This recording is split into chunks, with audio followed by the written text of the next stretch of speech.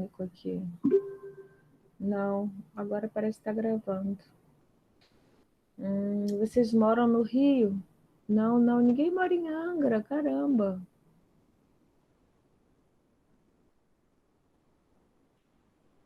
Bom, então vamos lá, gente. Começando aqui. A gente está em que ponto, né? A gente viu. Vamos fazer aqui uma baguncinha aqui que eu gosto de fazer um rabiscado de quadro negro. Peraí, deixa eu ver aqui. O Paint.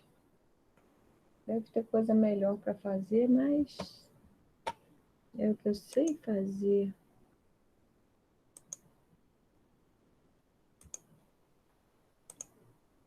Então, vamos lá.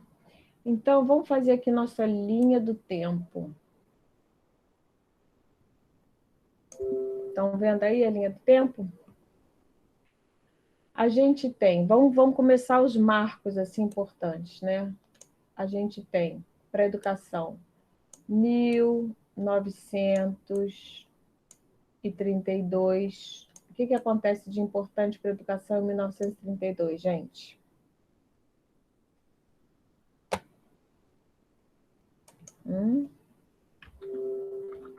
Manifesto? Exatamente. Deixa eu ver aqui uma coisa.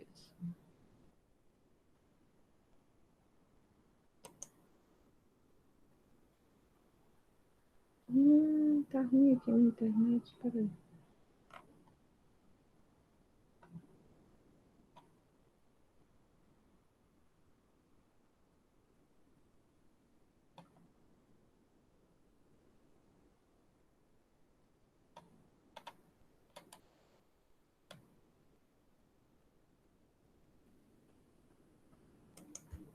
Vamos fazer uma coisa aqui, olha.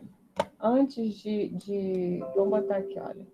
1930, a gente tem Getúlio, né?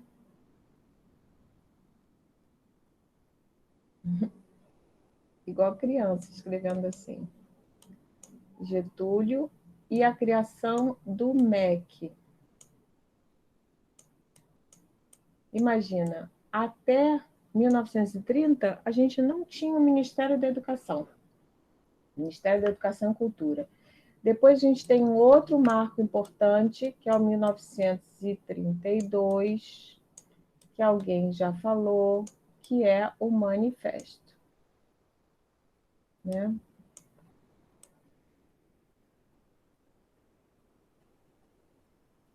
Manifesto. O manifesto é um conjunto de demandas, na verdade, né? Tipo assim, olha, a gente gostaria que a educação fosse assim, assim, assim, para a criação de um sistema nacional de educação.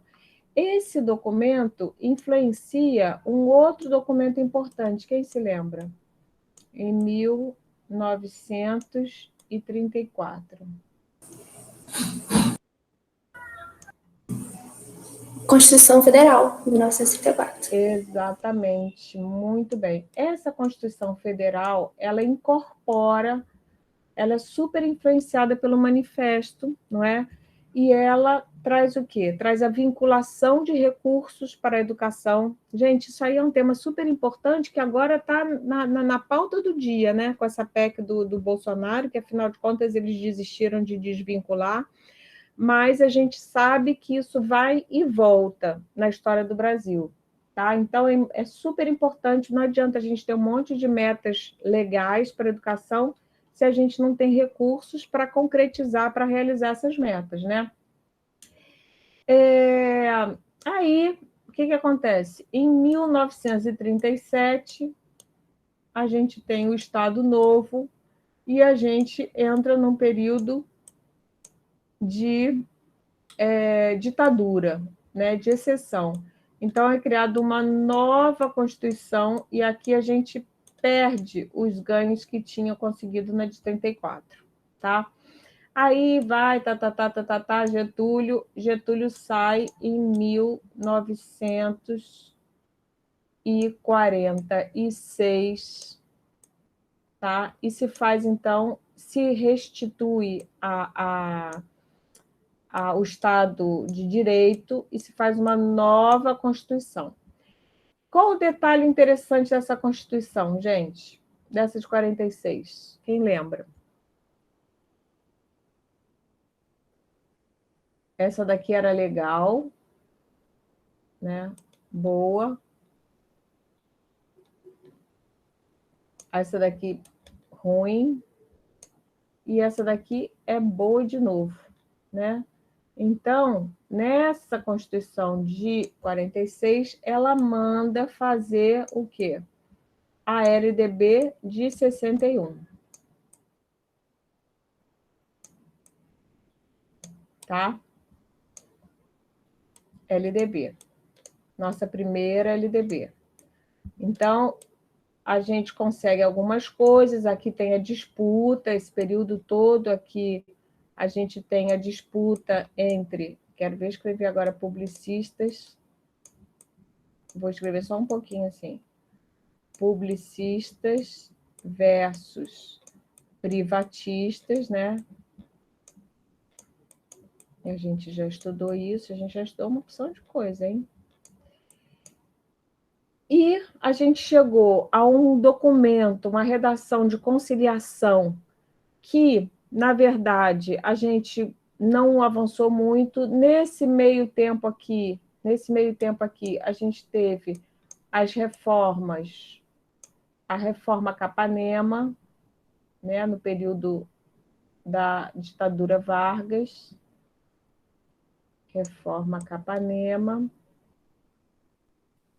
Então, em relação às mudanças que o Capanema, que era o ministro da Educação do Getúlio, do período ditatorial do Getúlio, né?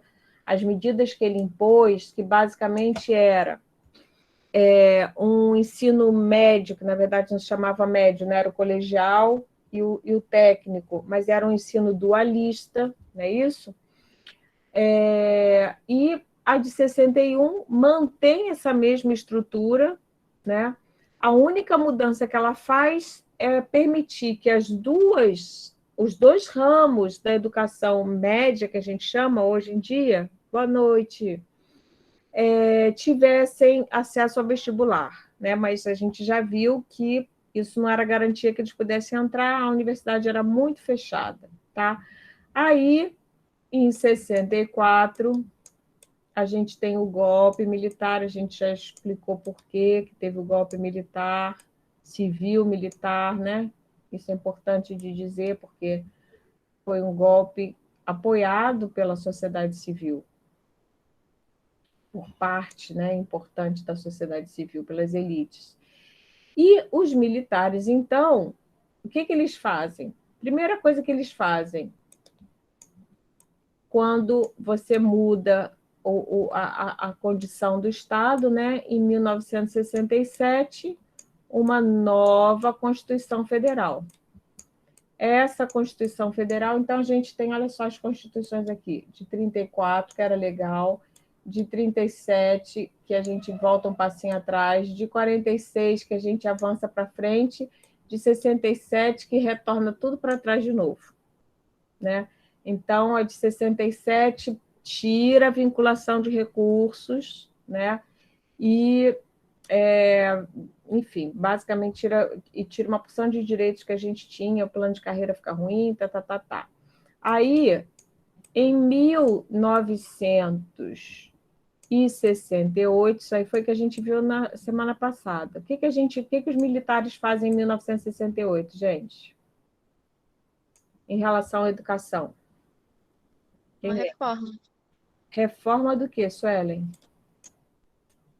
Reforma da universidade depois do ensino médio. Isso. Então, aqui é reforma universitária, né, que a gente já estudou isso bastante.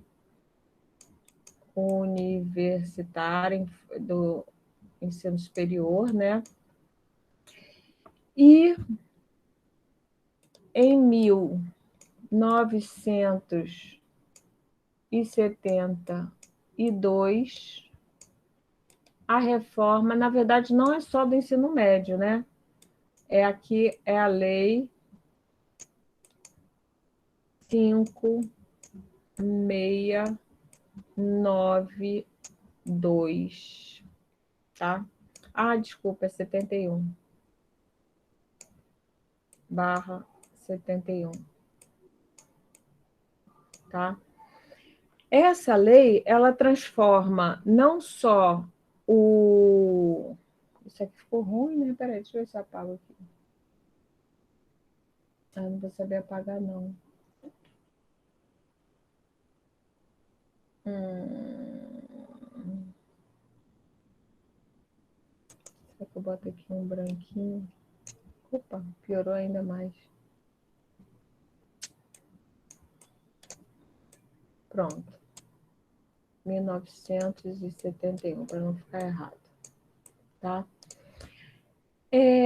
Bom, então, em 1900... E tudo isso aqui, então, ditadura militar. E vai até quando, gente? 85. 85, tá? Só que antes de 85,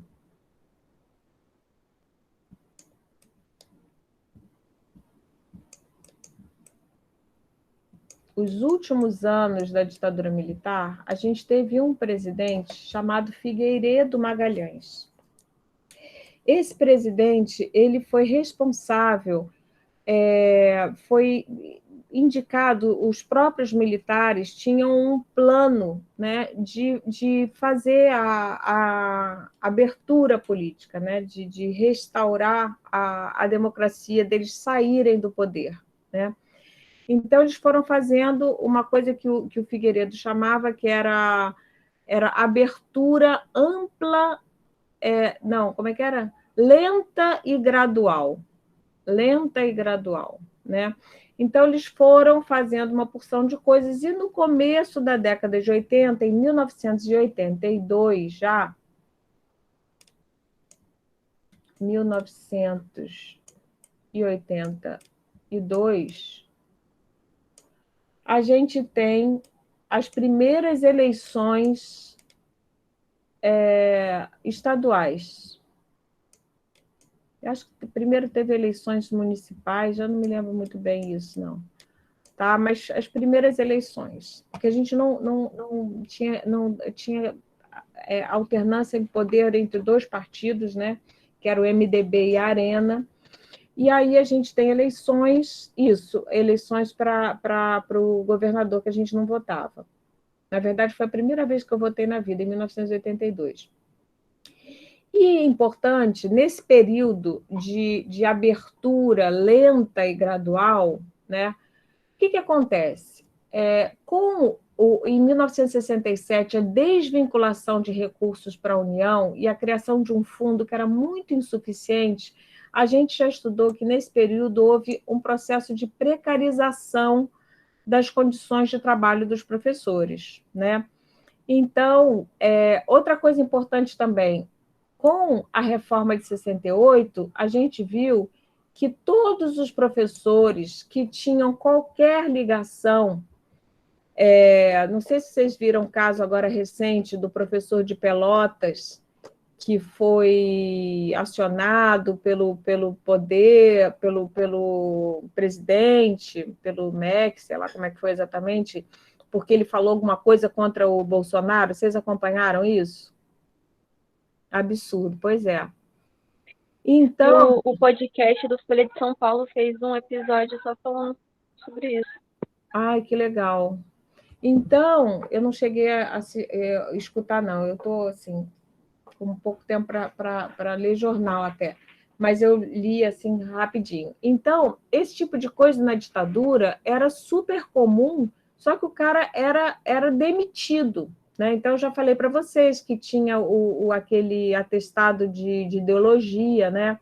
Que a pessoa tinha que, se ela tivesse qualquer coisa no passado dela, participou de um grêmio estudantil quando tinha 15 anos de idade, pronto, já não podia dar aula na universidade.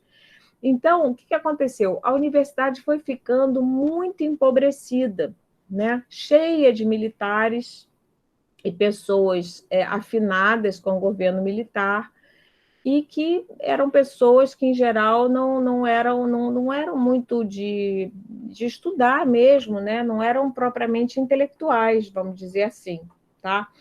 Então, é importante a gente pensar também o quanto que eles conseguem minar a educação com essas duas leis, né, de 68 a 71, e como elas são complementares. Porque quando eles reformam a universidade dessa maneira, os quadros, tipo o que está acontecendo na Petrobras em todos os setores, né? Porque agora tem militar em todos os milhões de cargos do governo. O que acontece? Na universidade que se formam os professores para atuarem na educação básica, que nessa época se chamava primeiro e segundo grau, não é isso?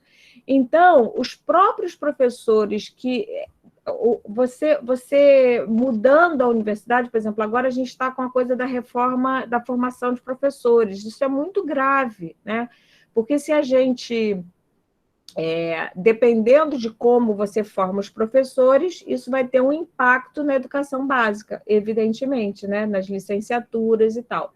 Então, a gente tem um controle dos conteúdos por conta da reforma universitária, por conta do AI-5, né? De todas essas medidas repressoras do governo militar. Então, a gente tem um empobrecimento também, e, além disso, a falta de recursos. A profissão deixa de ser atraente, tem uma... isso é uma coisa que eu anotei. Eu anotei umas coisas para falar dos trabalhos de vocês. Isso é uma coisa importante, né? Por que acontece a precarização docente?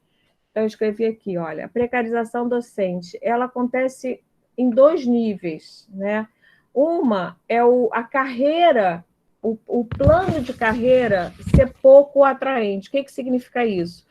Quando você entra para uma profissão, você tem um plano de carreira, então você tem o que a gente chama de steps, né, que são degraus. Então, você sabe que você vai entrar num primeiro nível, como professor 1, depois como professor 2, 3, 4, e você vai tendo um aumento de salário até você chegar no topo da carreira e você poder se aposentar com um salário razoável para a sua aposentadoria, né?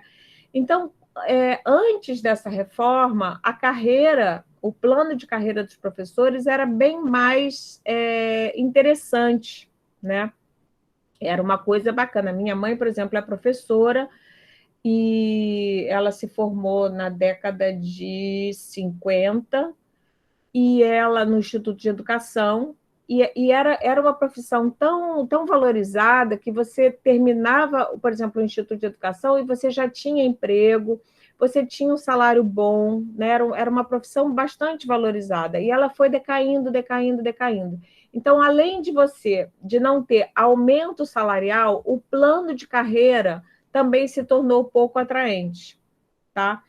Então, tudo isso fez com que as pessoas se desinteressassem muito pela docência, e no finalzinho dos anos 70, lá para 78, foi um período marcado por greves históricas, tá? Greve de professores, greves muito grandes e muito importantes. Na verdade, não só dos professores, né? Nessa época, a gente tem as greves históricas do ABC paulista, né, que é Santo André, São Bernardo, São Caetano, que dessas greves, desse movimento grevista, que é o polo automobilístico, né, do Brasil, é que surge a figura do Lula, né, que era um sindicalista combatente e tal, e desses movimentos grevistas que a gente via com muito entusiasmo, né? Então, isso é importante também para vocês entenderem que tudo na história é processo. Então, não tem assim... E aí surge... Boa noite, Ana Júlia. Não precisa pedir desculpa, não. Está tudo bem. Então, é um processo. Então, assim, aí, de repente, surge... Na escola, às vezes, a gente aprende história desse jeito, né? Mas não é assim. É um processo. Então, depois do milagre brasileiro, nos anos 70, e depois da crise do petróleo, os próprios militares, quer dizer, durante o auge da commodity do petróleo, desculpa, que a gente estava exportando super bem e tal, os militares o que fizeram? Fizeram grandes obras vultuosas, a gente já falou isso aqui, né? Transamazônica, o programa do BNH Banco Nacional de Habitação, a siderúrgica já tinha feito Getúlio Vargas, mas hidrelétrica de Itaipu, obras gigantescas, né, com muita corrupção em torno dessas obras, aproveitando a situação, a boa maré, né, que as commodity é como a gente chama atualmente os produtos primários, né, que são vendidos na balança comercial. E quando essa bolha, teve uma bolha imobiliária também, né? As pessoas comprando muitos imóveis com hipotecas, prestações, e o governo incentivando, emprestando dinheiro. O Brasil estava rico, esse é um Brasil que vai para frente e tal. Quando isso começou a ruir, né? Os militares falaram, bom, vamos deixar esse negócio ruim vamos saindo de cena, entendeu? E eles próprios foram preparando a saída deles mesmos, né? E teve esse marco importante que foi Figueiredo Magalhães, que foi responsável por esse processo. Então, o que foi a derrocada da ditadura militar? Apesar da gente ter tido uma resistência, uma militância resistência, inclusive ter tido movimentos de guerrilha, né? De guerrilha urbana e guerrilha rural também, tem o caso do Araguaia, né? Muitos índios foram mortos, muitos trabalhadores rurais também, Liga Campesina, se envolveram na luta contra a ditadura e foram massacrados, foram mortos, etc. e tal. Mas o que realmente esgotou o regime militar foi a crise econômica, né? E uma coisa que eu diria que é o seguinte, as formas de domínio e controle, elas se sofisticaram, né? Então, quando as pessoas me perguntam, há uns anos atrás, quando o Bolsonaro entrou no poder, as pessoas perguntavam, a gente vai voltar a uma ditadura militar. E eu dizia, acho pouco provável, porque eu não acho que os militares têm interesse e não há necessidade mais disso, né? Porque a própria democracia criou formas de controle menos explícitas, entendeu? Você tem formas de coerção, né, do trabalhador que já não precisa disso. Tem um filme que eu acho que eu já comentei com vocês, que se chama No. É um filme sobre o final da ditadura do Pinochet no Chile. O filme se chama No, né? É muito interessante de assistir, porque ele fala sobre um plebiscito que houve, e até protagonizado por aquele rapaz super bonito, que é o Gael, aquele ator, não sei se é argentino, as meninas devem conhecer com certeza, o cara é muito, muito gato. E ele faz o papel de um publicitário que tem um plebiscito, uns querem a continuidade da ditadura do Pinochet e outros querem que não, né?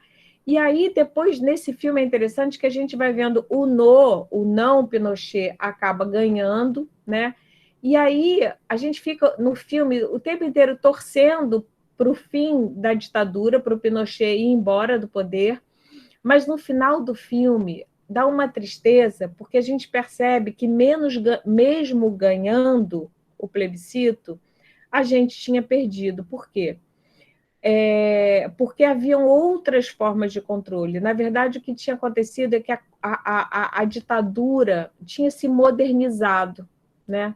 Agora, se me perguntar, eu já não sei mais, porque não sei hoje em dia como é que as coisas estão. Oi, Guilherme, tá bom?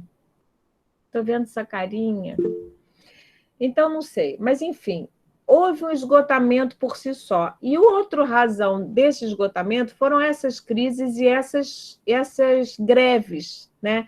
Então, a gente tem muitas greves dos professores e essas grandes greves do ABC Paulista, que deu origem à formação do Partido dos Trabalhadores, e depois teve a formação da CUT, que é a Central Única dos Trabalhadores, que a gente não tinha, né?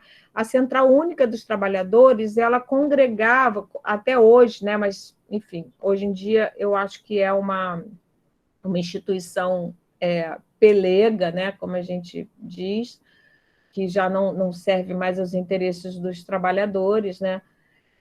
Então, hoje a gente tem outras organizações mais interessantes do que a CUT, mas a CUT, nessa época, era uma coisa fabulosa, porque foi a primeira vez que a gente tem uma central única de todos os trabalhadores, todos os sindicatos juntos. Então, tudo isso junto foi enfraquecendo a ditadura militar, até que ela foi se esgotando por si só, e eles próprios foram fazendo essa abertura lenta e gradual, né?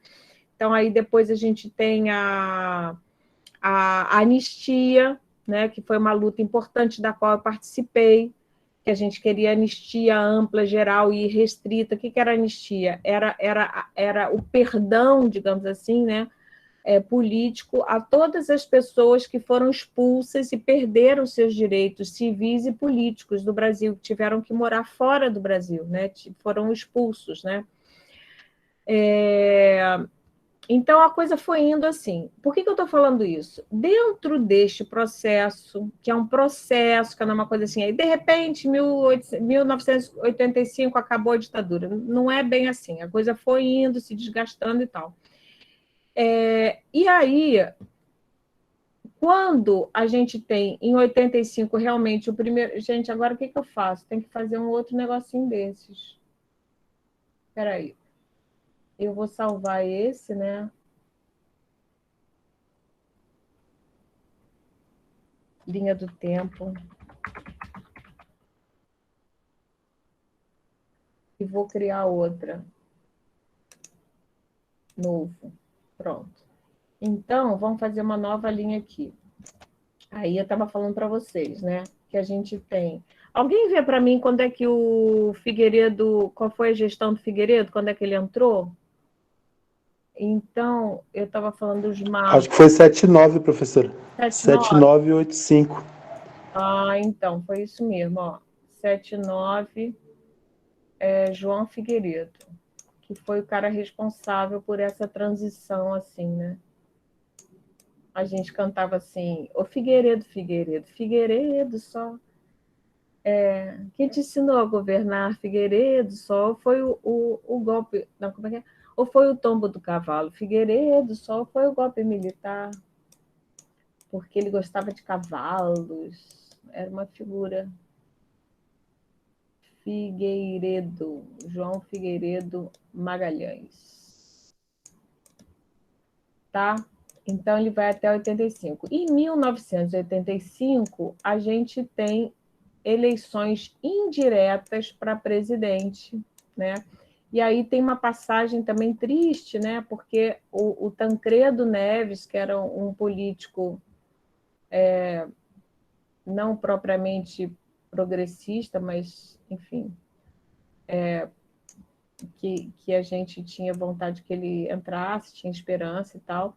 Só que assim que ele foi ele presidente e o vice foi o José Sarney. Professora, só queria dar um pitaquinho básico, posso? Claro. É interessante anotar que a gente perceber e evidenciar que o Tancredo Neves ele já tinha atuado lá nos anos 50, né? Com Sim. o Getúlio, né? Sim. E que o Sarney ele fazia parte da Arena. Sim. E que a briga toda era escolher entre o pior, né? Porque do outro lado tinha o Paulo Maluf, que era do PDS, né? Que já fazia parte do PDS, né? Que também tinha sido da Arena, né? Do Partido da Ditadura dos anos 70. Pois é. Então a gente não sabe, como diz o Eduardo Galeano, a gente só precisava escolher com que molho a gente queria ser devorado. Exatamente. Mas aí, o triste de tudo é que assim que o Tancredo assumiu a presidência, ele morre com uma tal de diverticulite, sabe? E aí assume o Sarney. O Sarney vira presidente da República, né? Chato. Mas o que acontece? Nesse período aqui, né, se cria a tal da Constituinte, né? Porque as constituições, quando são criadas no regime de direito, num Estado de direito,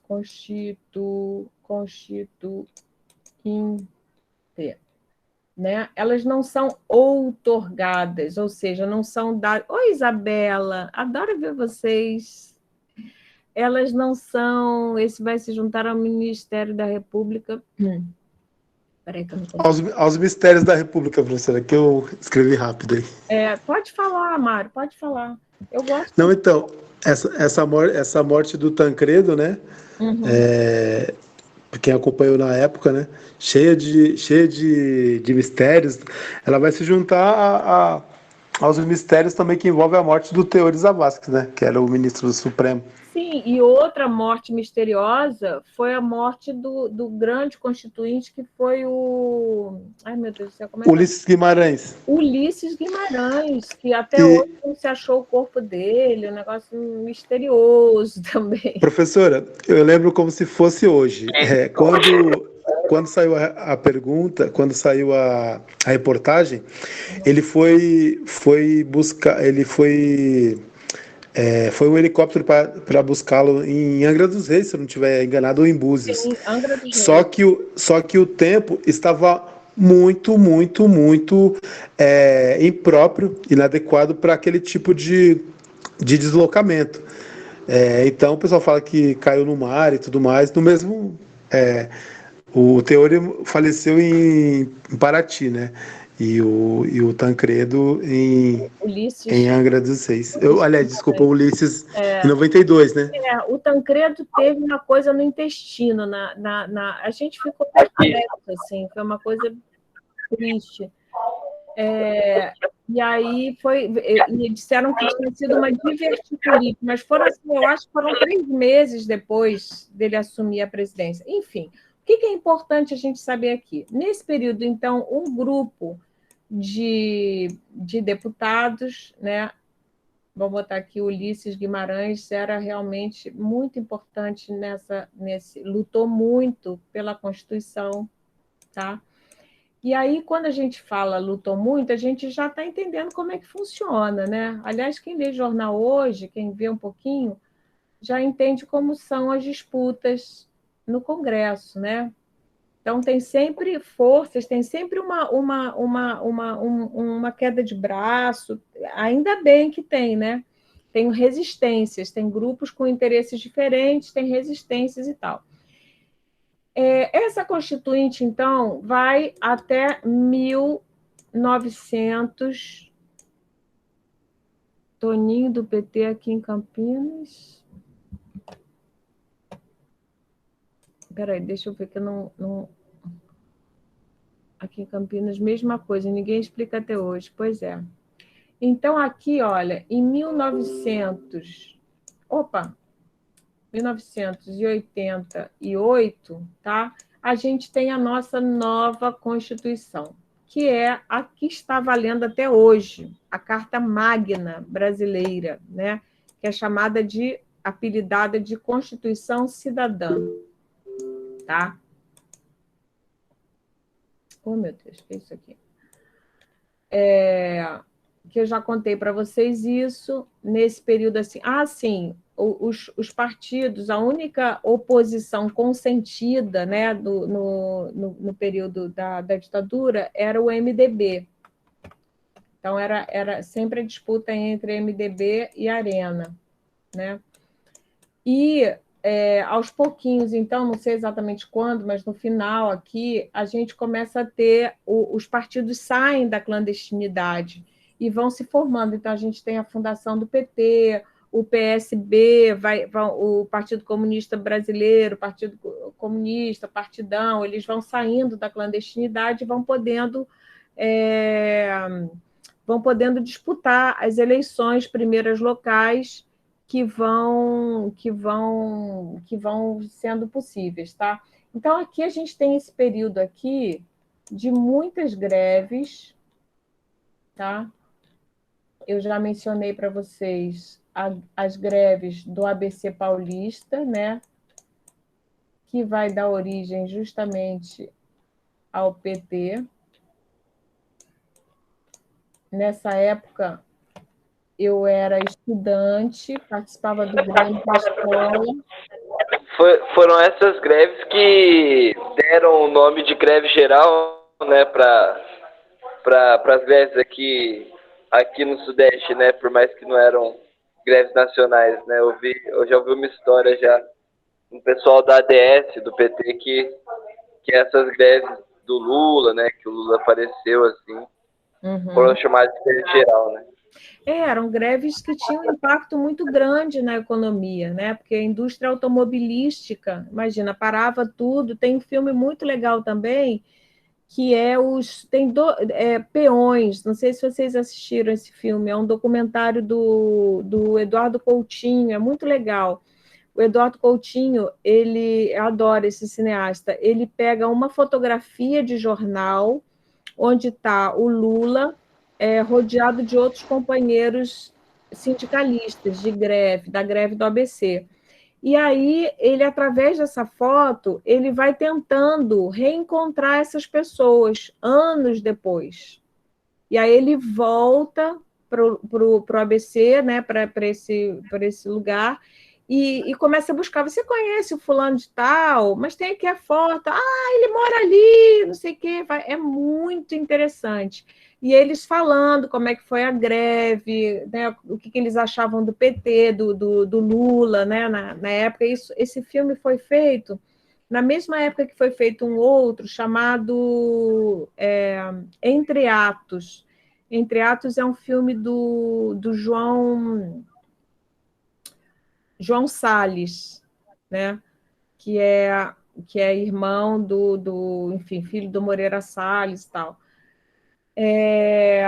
Aquele outro cineasta que fez o Central do Brasil é o João Salles. João é documentarista, o outro, agora esqueci, que é mais famoso até, o outro irmão mais famoso, que fez o Walter Salles Júnior. Walter Salles Júnior, obrigado. Walter Salles é mais famoso, mas o João é documentarista. Então, tem esse documentário muito interessante também.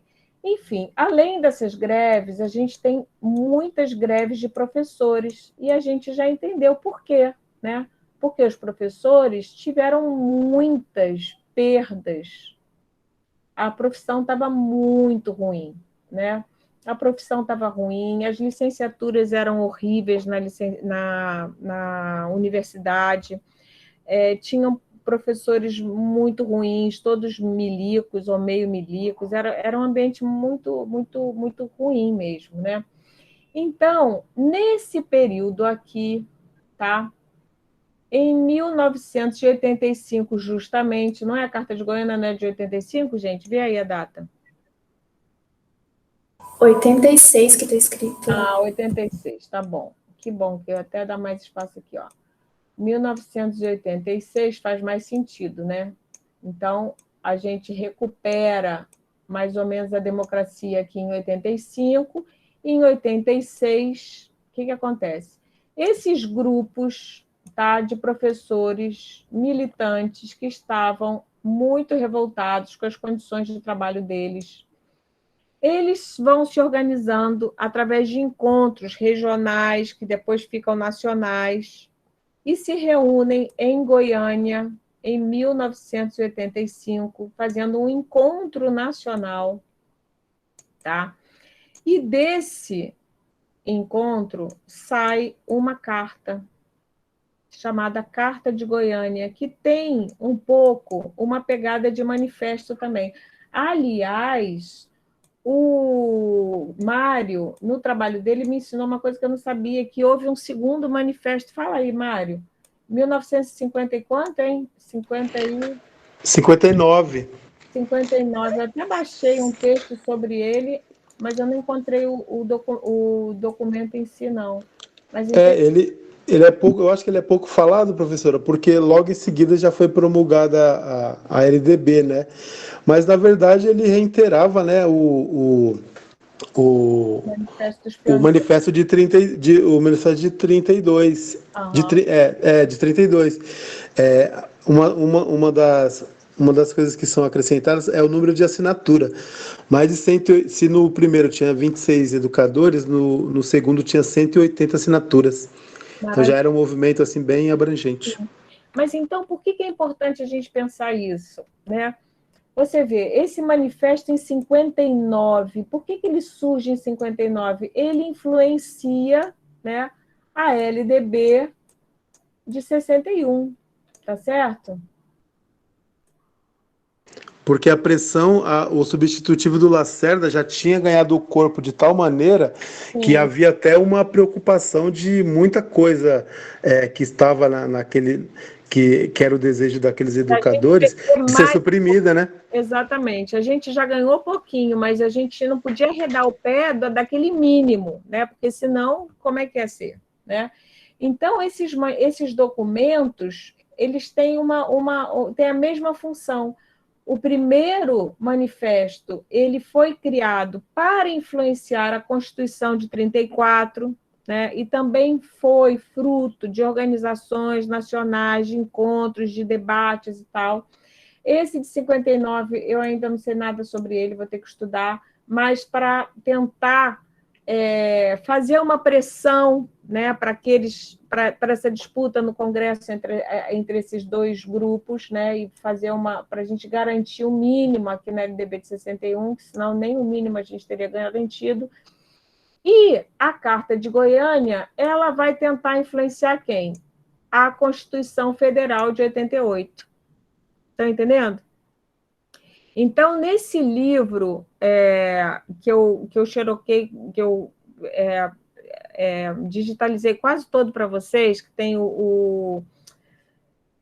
chama O Golpe na Educação, que fala desse período da ditadura e tal, esse livro termina com essas últimas páginas, esse último debate, ele foi escrito logo depois da Carta de Goiânia, né?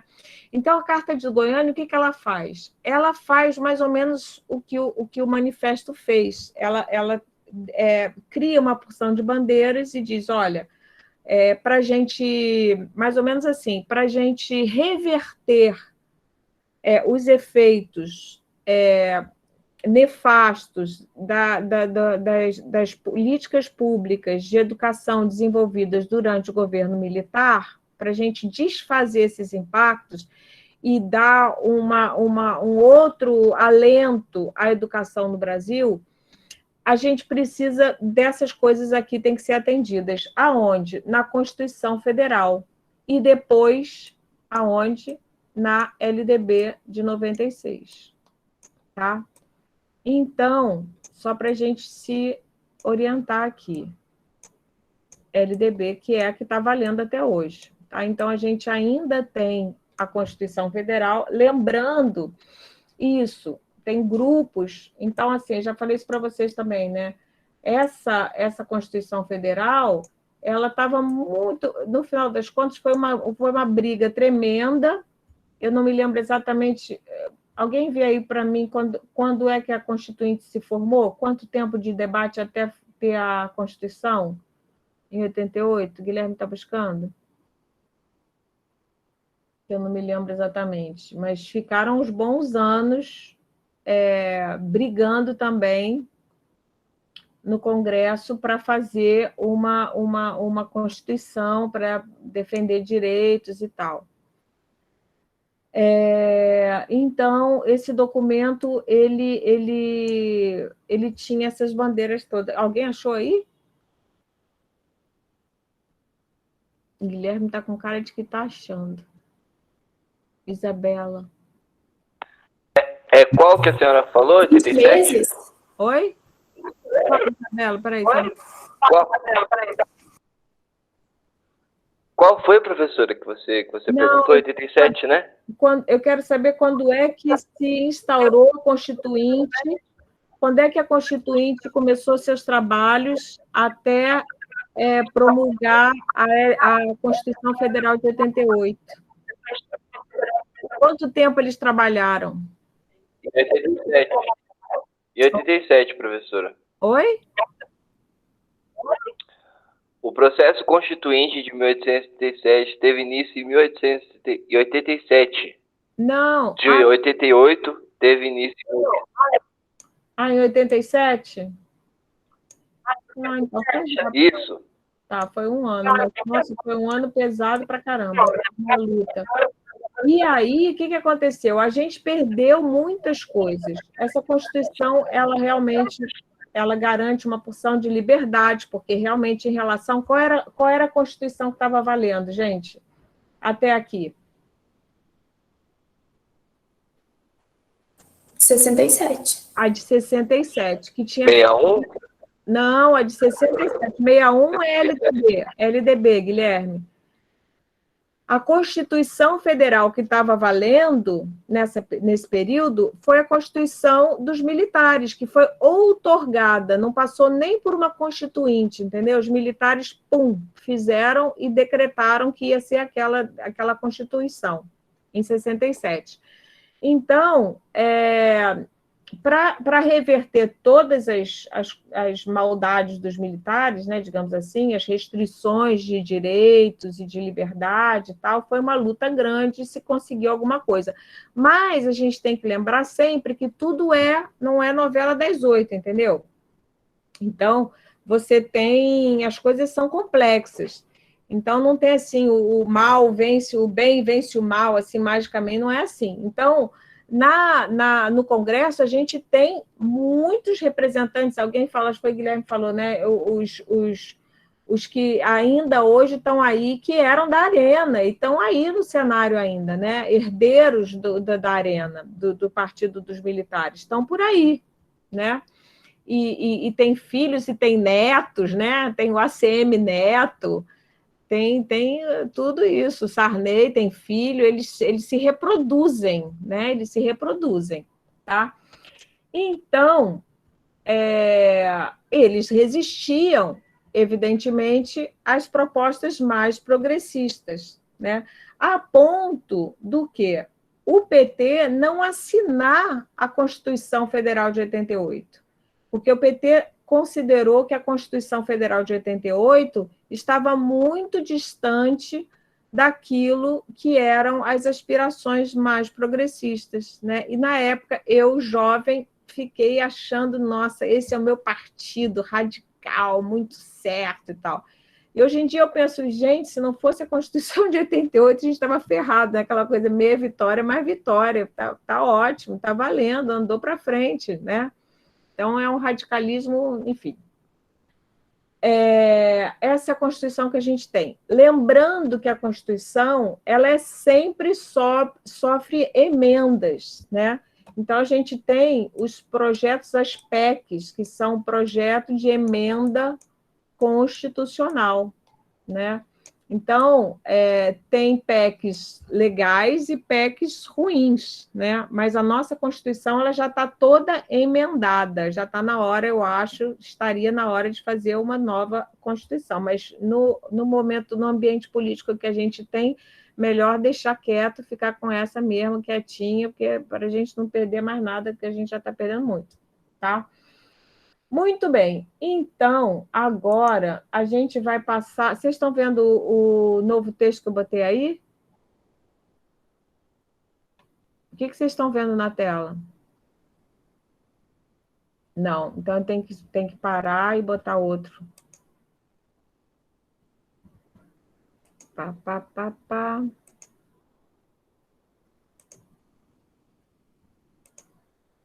Tá, isso aqui eu vou mandar para vocês, que é enorme, tá vendo?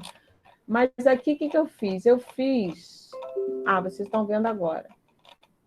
Eu fiz um resumo com 12 pontos, tá? As 12 principais bandeiras. E botei aqui assim, olha, propostas da Carta de Goiânia e o que foi conseguido, tá? A gente vai fazer mais ou menos o mesmo esquema que a gente fez em relação ao LDB de 61. No caso do LDB de 61, naquele esquema a gente tinha o que os publicistas queriam, o que os privatistas queriam e o que a gente tinha conseguido, né? Aqui a gente tem o que a gente pediu na Carta de Goiânia e o que a gente levou, o que a gente conseguiu, tá? Então, vamos lá. Não se preocupem que eu vou mandar isso para vocês hoje mesmo, no final da aula, eu mando para vocês esse esquema, né? Esse resumo. Então, vamos lá, proposta. Gratuidade, gente, é muito triste, não é? A gente está em 1986, não é isso? 1986. Imagina, em 1986, a gente ainda tem que levantar a bandeira das mesmas coisas que estavam lá no documento de 1932, que depois voltaram no documento de 1959, nesse manifesto que o Mário lembrou que eu não conhecia. E aí, em 86, as pessoas têm que se organizar de novo e fazer um novo documento para pedir, pelo amor de Deus, o óbvio, né? Vamos construir um sistema público de educação, por favor, porque senão esse país vai ser uma miséria eterna, tá? Professora. Fala, Mário.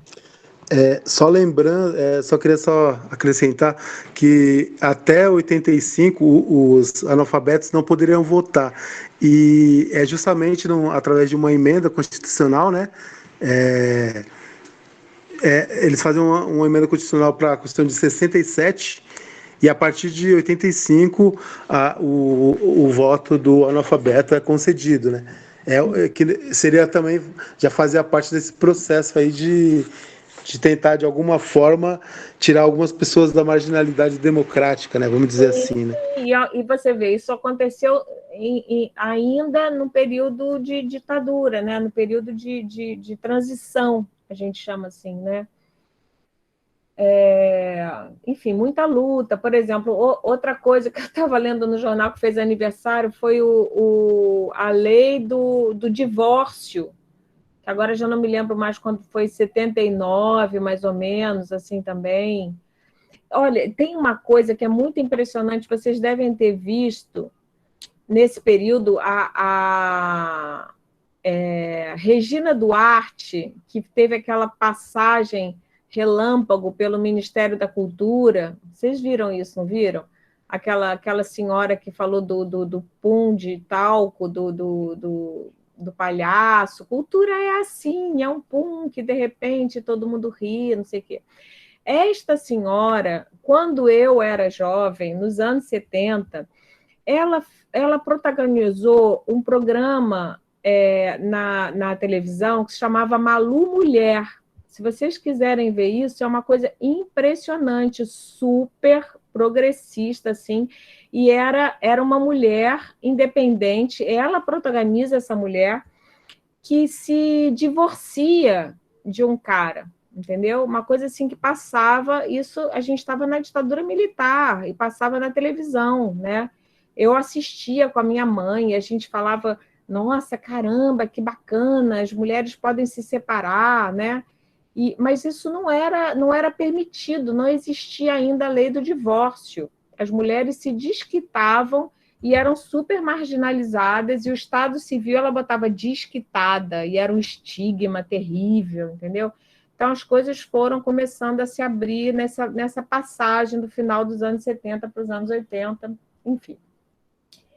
E aí, a primeira proposta deles, a gratuidade do ensino público em todos os níveis é um objetivo fundamental a ser atingido, pois já existem escolas públicas de segundo grau cobrando mensalidades dos seus alunos, sem falar o pagamento dos cursos das universidades federais e estaduais, às vezes até tão caros quanto as faculdades particulares.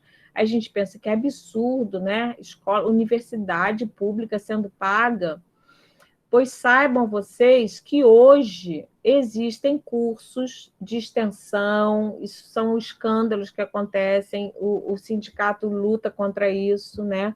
Mas acontece, né? Ainda acontecem coisas que são pagas oferecidas no sistema público, que é um absurdo total. Outras coisas que são pagas, assim, por exemplo, de segundo grau, são o sistema S, o Senai, o Senac, não podia ser pago, é público, né? Tinha que ser, não podia ser pago. Tem uma escola, enfim, tem vários casos. Entendemos que a Constituição, que é a de vir, olha só, a Constituição, que é de vir, deverá incluir em seu texto um artigo como o da Constituição do Estado de São Paulo de 47. O ensino será gratuito nos estabelecimentos oficiais. A gente pensa, caramba, precisava alguém dizer isso, né? Que o ensino nos estabelecimentos oficiais tem que ser gratuito? Evidente que sim, né? Mas não, tinha que lutar por isso. Professora, e em São Paulo tinha a influência do Fernando Azevedo, né? Sim. Ele lutou, de alguma forma, ele influenciava esse processo de acesso à escola gratuita, né? Gratuita. E ele era paulista. São Paulo foi muito pioneiro, inclusive na formação de professores também, né? Na criação dos cursos normais. Teve um papel muito importante. Fernando de Azevedo, nossa, super, né? Então, é interessante a gente ver a trajetória dessas pessoas, né? Desses militantes de décadas e décadas lutando na esfera nacional, lutando na esfera estadual, né? Tentando fazer as coisas, melhorando. Então, o que foi conseguido? A gratuidade do ensino nos estabelecimentos oficiais, em todos os níveis, foi assegurada de direito. Antes, além do ensino fundamental, existia apenas de fato, podia ser alterada a qualquer momento. No entanto, nas disposições gerais da Constituição, determinaram que esse princípio não se aplica às instituições educacionais criadas na lei municipal, Então, nesse caso, muitas fundações, enfim, eles deram um jeitinho, tá? E muitas fundações de ensino da educação superior de Santa Catarina e do Pará, por exemplo, receberam cobertura legal para continuarem a cobrar mensalidades. Então, isso entrou na lei, mas a própria lei tinha uma brecha para que em algumas situações... É importante o seguinte, gente, a Constituição Federal de 88, a principal crítica a ela é uma indefinição entre o setor público e o setor privado. Isso é uma marca da Constituição de 88 e é uma marca do que vai acontecer nos anos 90 e que já em 88 já estava começando a acontecer, que era a ascensão do neoliberalismo, né, que surge basicamente aonde? Surge basicamente na Inglaterra, né, lembrando que o neoliberalismo é uma resposta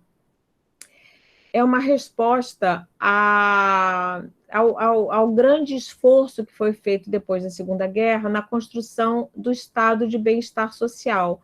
O que é isso? Depois da Segunda Guerra Mundial, aconteceu uma coisa parecida com o que está começando a acontecer agora, né? Por exemplo, no Brasil. Né? A gente nunca poderia imaginar que um presidente como o Bolsonaro se fosse o protagonista dessas políticas de renda básica, por exemplo, né? de transferência de renda. Isso é uma coisa característica do estado de bem-estar social, né? Você oferecer esse tipo de coisa. Mas isso só está sendo necessário por quê? Por causa da crise que a gente está tendo, essa crise sanitária toda, então ele não está fazendo isso por nenhuma inspiração progressista, ele está fazendo isso para tentar defender a economia, tá certo? Então, o estado de bem-estar social, ele é organizado na Europa depois da grande crise econômica da guerra, da Segunda Guerra Mundial. Então, se organiza esse colchão, né, de proteção social para tentar também estimular a economia. Então, aí surgem esses direitos todos, os direitos trabalhistas, né? Enfim, férias, 13º, saúde pública, escola pública, tudo isso vai sendo muito, muito incentivado e tal.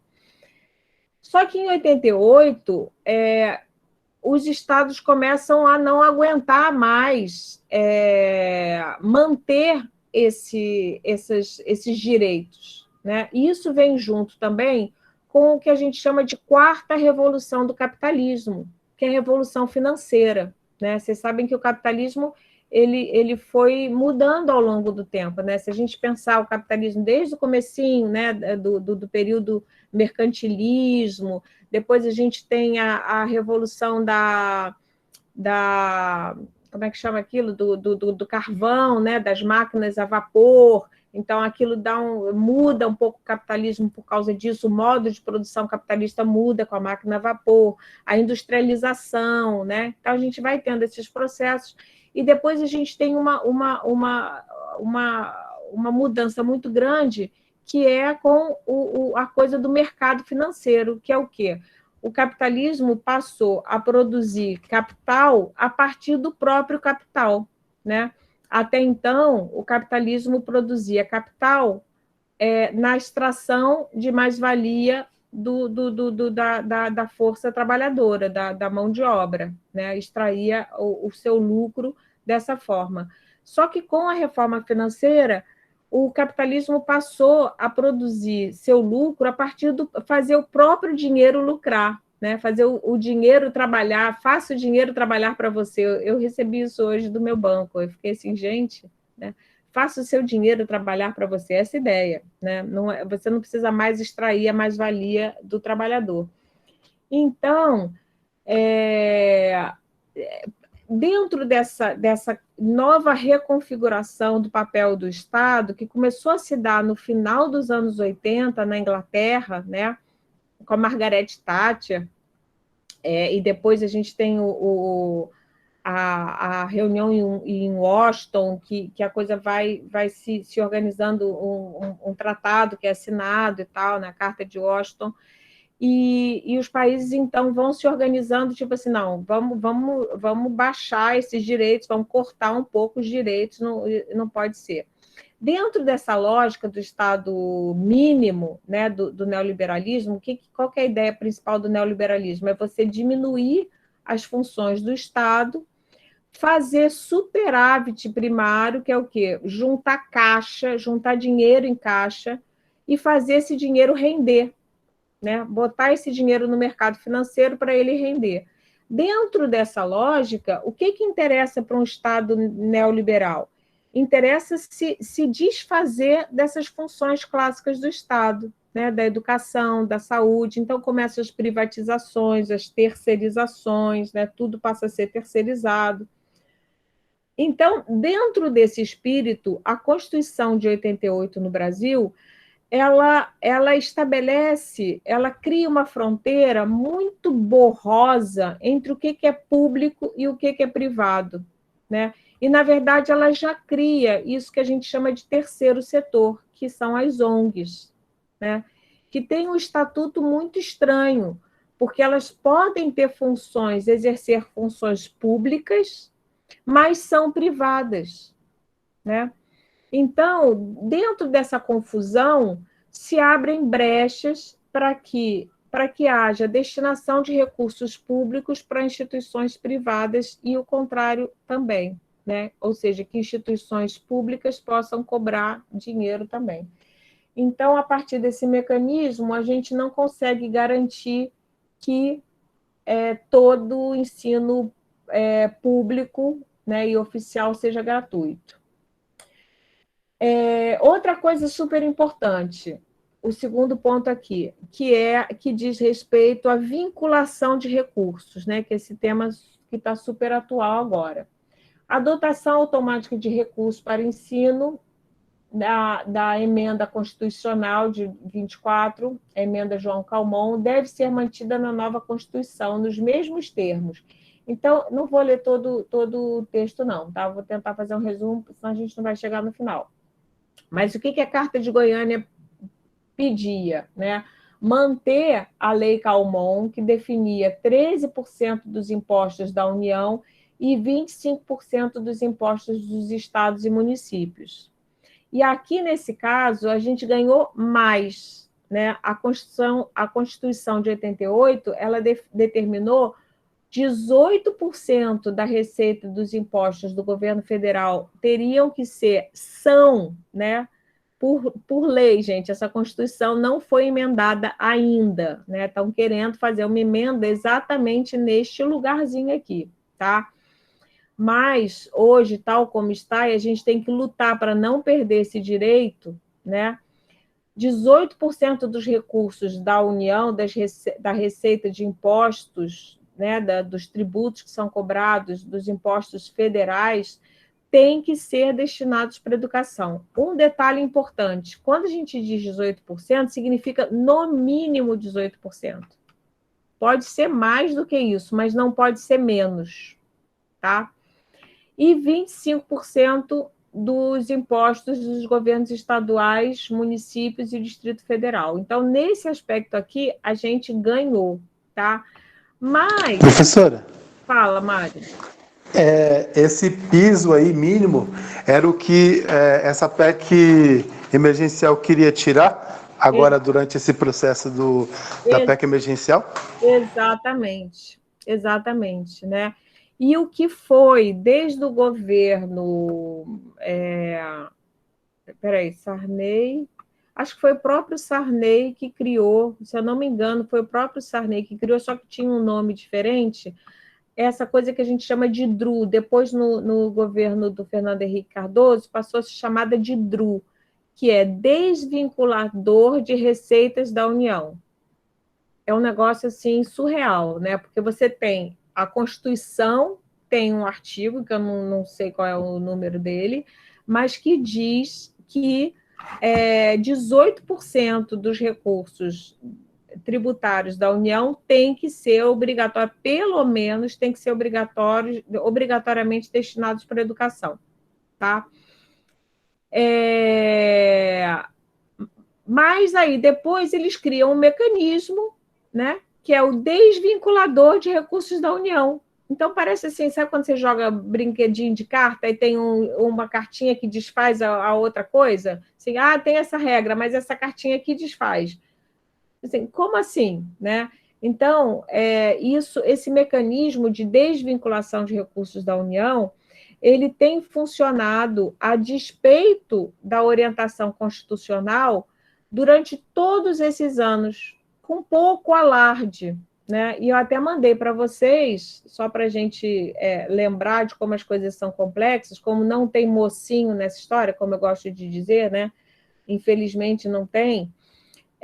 No próprio governo do PT, esse mecanismo foi acionado várias vezes, né? Quando ele é acionado, você tem que ter uma justificativa, você tem que dizer, porque eu estou, sei lá, no período de guerra, porque eu estou em pandemia, porque tal. E, no caso da Dilma, foi por conta da Copa do Mundo, né? Da Copa do Mundo e das Olimpíadas, foi a justificativa. Aí você pensa, poxa vida, o meu partido, o Partido dos Trabalhadores, que eu vi crescer lá atrás, na greve do ABC, faz um negócio desse, é deprimente, né? E a gente atualmente tem um presidente, não tem nenhuma oposição organizada, a gente está numa situação bem difícil, tá?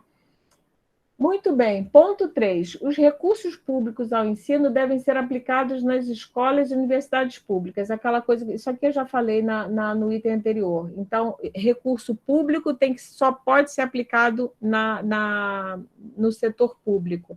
Mas tem uma porção de brechas por conta dessas confusões. Então, professora? Fala. O nome do documento era Emenda Constitucional de Revisão, de 1º de março de 94, que gerou a DRU. Mas eu acho que antes da DRU, eu li num artigo do Nicholas Davis, que é especialista em financiamento.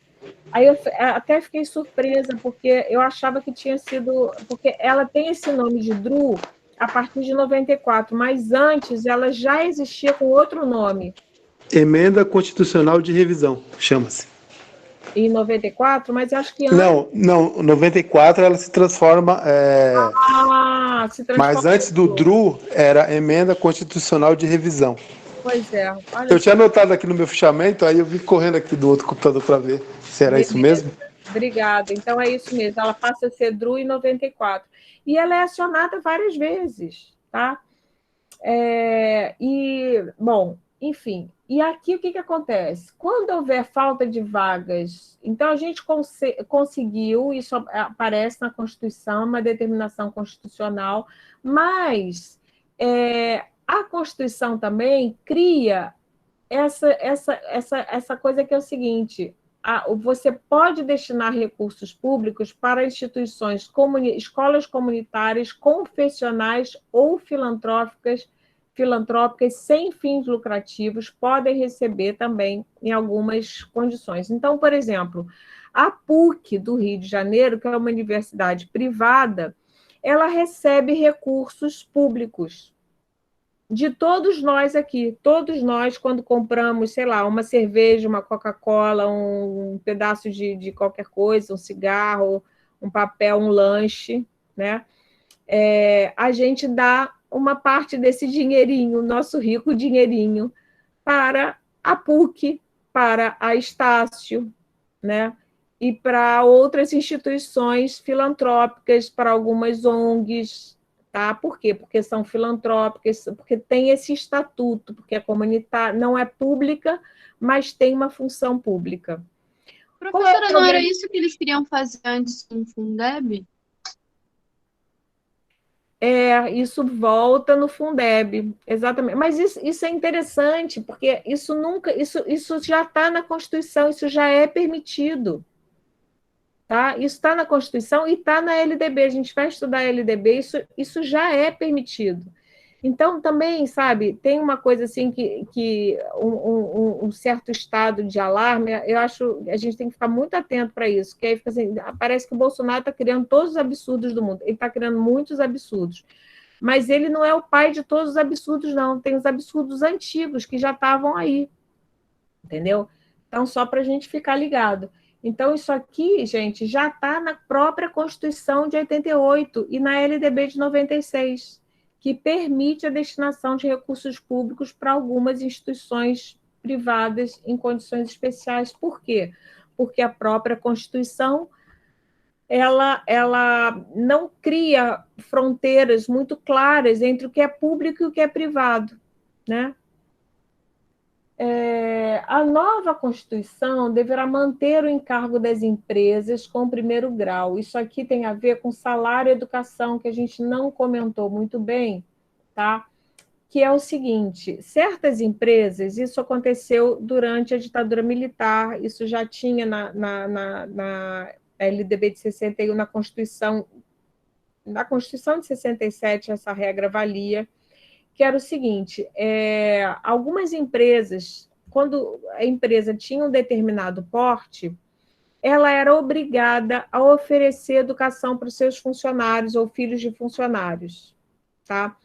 Só que as empresas, elas não sabiam lidar com aquilo, né? Então, o que acontecia? Elas, ao invés de oferecerem essas instituições de ensino, elas davam dinheiro para uma espécie de imposto, né, que chama o salário educação, e o próprio governo criava essas instituições com auxílio dessas empresas. Essa é a origem da Fundação Bradesco, por exemplo, tá?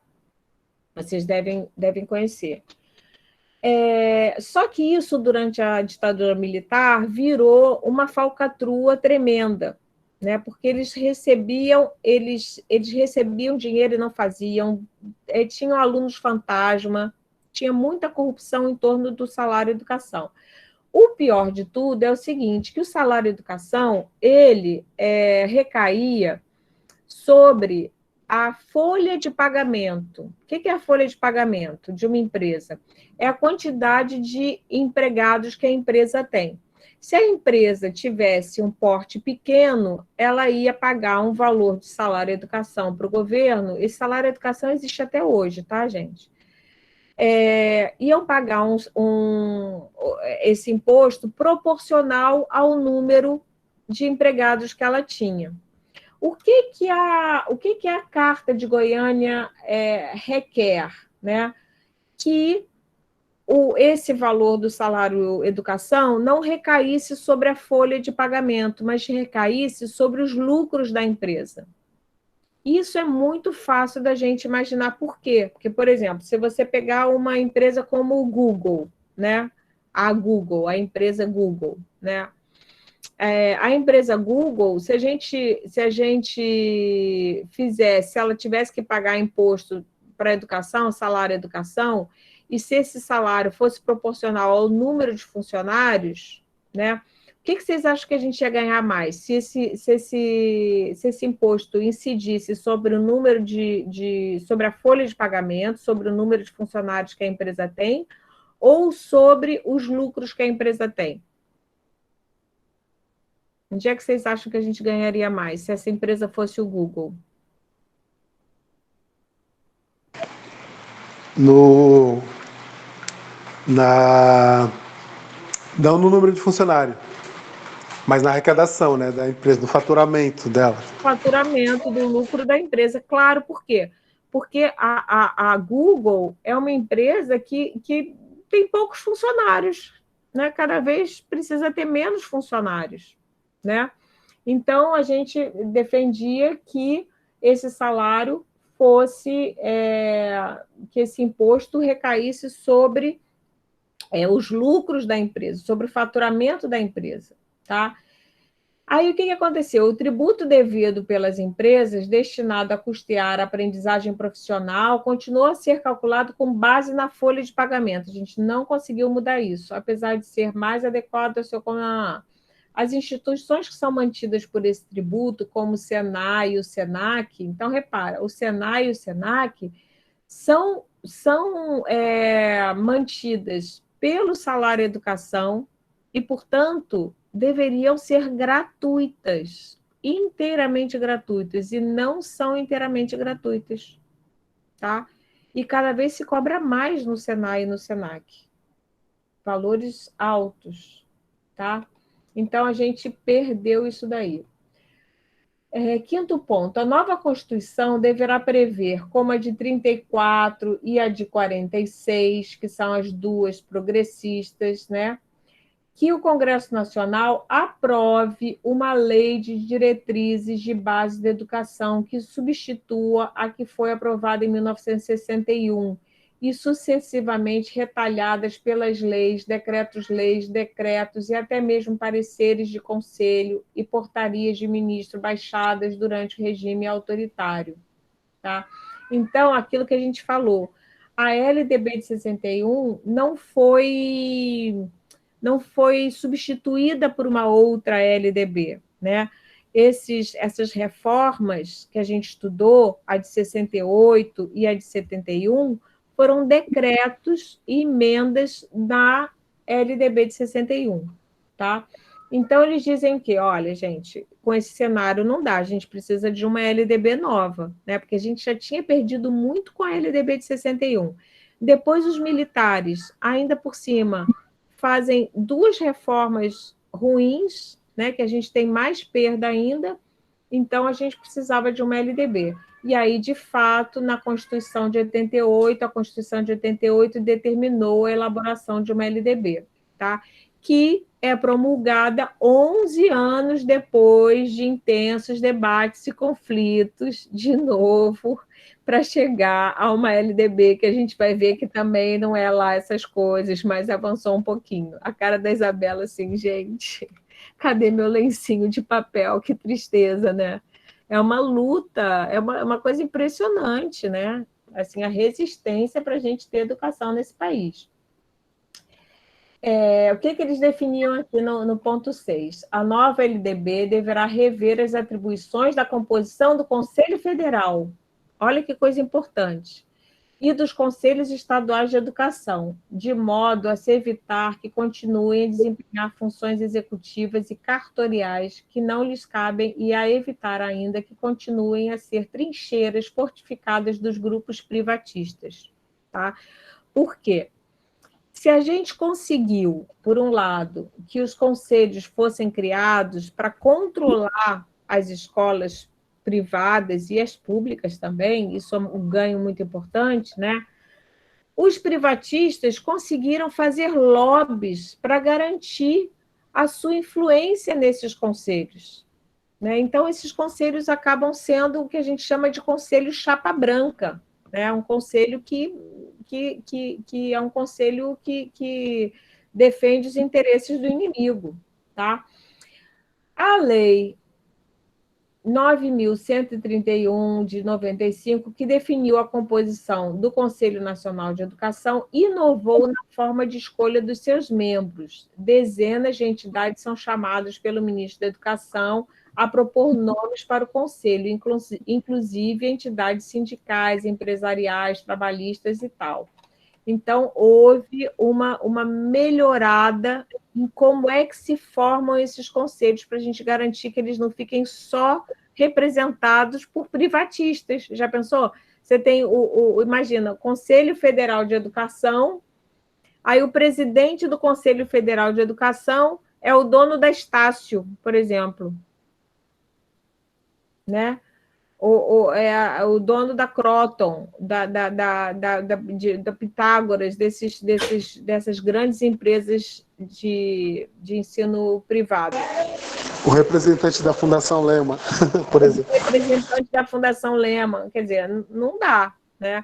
Ou da Fundação Xuxa, Ayrton Senna, enfim, não dá, né? Não pode, mas continuam entrando. Professora? Fala. Em cima do que a senhora está falando, é interessante que quando a gente vê vários debates sobre educação, sobretudo quando se fala de algum plano ou de alguma diretriz e tal, sobretudo nas entrevistas, né, nos jornais de grande audiência, você vê tudo menos educadores discutindo educação, né? Essa discussão fica a cargo de pessoas ligadas ao mercado de alguma forma, né? E os educadores preteridos, não sei porquê. Pois é. Não, inclusive, eu já falei isso para vocês, a gente teve uma leva aí de ministros da educação que eram economistas, sistematicamente eram economistas, né? Não eram educadores. E quando a gente fala educadores, né, porque a gente fala assim, o Haddad, o professor. Tudo bem que o Haddad é professor, o Haddad é um cara bacana e tal, mas não é um especialista em educação pública, né? Ele não estuda isso. E a gente tem pessoas, quer dizer, eu acho que um ministro da Educação deveria ser alguém que estuda política pública de educação. E a gente tem muitas pessoas no Brasil que estudam isso, que são especialistas, né, em financiamento da educação, em ensino superior, e conhecem todas as leis, conhecem toda a história da educação, todos os movimentos, né? Então, o cara é economista, vai virar, tudo bem, é professor, mas não basta ser professor para ser ministro da Educação, penso eu, né? Enfim, então isso aqui a gente ganhou um pouco, porque era muita falcatrua e virou só um pouco de falcatrua. Continuou a falcatrua, mas um pouco mais leve. 7. A nova LDB deverá dar especial atenção ao atendimento escolar e paraescolar das crianças de 0 a 6 anos. Isso é um ponto super importante. Não sei se vocês já estão fazendo a disciplina de educação infantil. Estão fazendo? Ou já fizeram? Com a Renata? Estou fazendo. A Renata está de... Ai, não sei. A UNET que está dando essa. Ah, tá. Ela está de licença capacitação, né? Tá. Então, isso aqui, a UNET está dando aula de coisa. Deverá dar especialmente às crianças... Então, isso aqui é uma luta, gente, desde a Carta de Goiânia, de 1986, a luta pela instituição da educação infantil para crianças de 0 a 6 anos. Por quê? Porque a gente tinha vários estudos, pessoas que estudavam, esses sim não são educadores, são educadores e especialistas em educação, estudam essas coisas, né? Fazem pesquisas sobre isso, são pesquisadores, né? E eles entenderam o seguinte, que as crianças que não têm acesso à educação infantil de 0 a 6 anos são justamente as que fracassam na alfabetização, que é o primeiro grande gargalo da educação, né? Então, as crianças que mais fracassam na alfabetização são as crianças que não tiveram acesso à educação infantil. Então, a educação infantil ela tem um papel muito importante no sucesso da criança, especialmente da criança das classes trabalhadoras. Né? Por quê? Porque as crianças das classes médias e altas, elas já têm um ambiente alfabetizador, isso é um conceito da Emília Ferreiro, né? Da Emília Ferreiro, um ambiente alfabetizador. O que ela quer dizer isso? Dentro do ambiente familiar, as crianças convivem com pessoas que fazem uso social da leitura e da escrita. Né? Então, são crianças que veem o pai lendo o jornal, que veem a mãe escrevendo não sei o que lá, a mãe trabalha no sindicato e faz a ata do sindicato. Então, as crianças veem isso. Tem um adulto que lê história infantil para a criança. Então, as crianças, isso é outra coisa interessante também, porque hoje em dia também foi retomado esse debate do direito à educação, né? Essa coisa da família, isso é uma coisa também que acho que às vezes ficou um pouco confusa, não sei se vocês entenderam muito bem, que é um debate que estava lá em 61, né? Antes de 48 e 61, que é a liberdade das famílias. Então, quando você pensa em liberdade das famílias, isso soa muito bom, né? Poxa, acho que a família pode ter liberdade de escolher. Acontece que a família de trabalhador não pode ter liberdade de escolher, ela só pode botar a criança na escola pública. E se não tem escola pública, a criança vai ficar fora da escola, né? E eu estou falando isso por quê? Porque esse tema da defesa da liberdade das famílias voltou agora com o presidente Bolsonaro, né, que defende isso também. E aí todo mundo é contra, porque é o Bolsonaro que está falando, e evidentemente a gente também é contra isso. Mas vale lembrar que grupos não de direita, né, grupos alternativos, defendiam também o direito das famílias educarem as crianças em casa. Né? Isso aí vem de uma tradição de um pensador que chamava Ivan Illich, que escreveu um livro chamado Sociedade Sem Escolas, né? dentro de uma corrente mais anarquista. Tá? E, assim, eu, por exemplo, que tive uma formação muito alternativa, né? Trabalhei em associações de produtores agrícolas, rurais, essa coisa toda, cooperativa de produtos orgânicos, isso antes de vocês nascerem, assim, não tinha ainda essa coisa vegana, a gente era macrobiótico nessa época, né? Então, dentro desse âmbito, né, da sociedade alternativa, que vocês já devem ter escutado do Raul Seixas, né, a música do Raul Seixas, Viva a Sociedade Alternativa, eu conheci várias famílias que por essa ideologia antissistema, né, elas defendiam o direito de não levar suas crianças para a escola, de educar as crianças em casa, em pequenas comunidades, né? Então, eu conheci um casal que, de fato, educou suas filhas, que hoje em dia são adultas e tiveram um desenvolvimento maravilhoso, mas elas não frequentaram a escola. Elas só foram entrar na escola, o pai era americano, a mãe era americana, a Bárbara, e depois elas entraram na universidade, porque nos Estados Unidos permitia isso, né? E aí a gente pensa, nossa, que bacana, né? Porque tem escolas, não sei se vocês já ouviram falar na escola Summerhill, né? Uma escola americana, alternativa, onde as crianças não têm horário, tem muita liberdade. A escola, ela é muito castradora, né? Ela tem tem uma lógica de instituição total, parece que você está num hospício, num presídio, né? Tem uma porção de você entra na sala, uma criança atrás da outra, daquela coisa toda e tal. Mas o que acontece? Isso é muito bonito para as pessoas que têm recursos próprios, né? Então, essas pessoas que eu estou contando, eram todas muito letradas e davam aulas para as crianças de mitologia grega, de astronomia, de línguas, né? Elas eram bilíngues, enfim. Eles davam uma educação mais forte do que a educação que era da escola, e com toda a liberdade. Isso é muito bacana.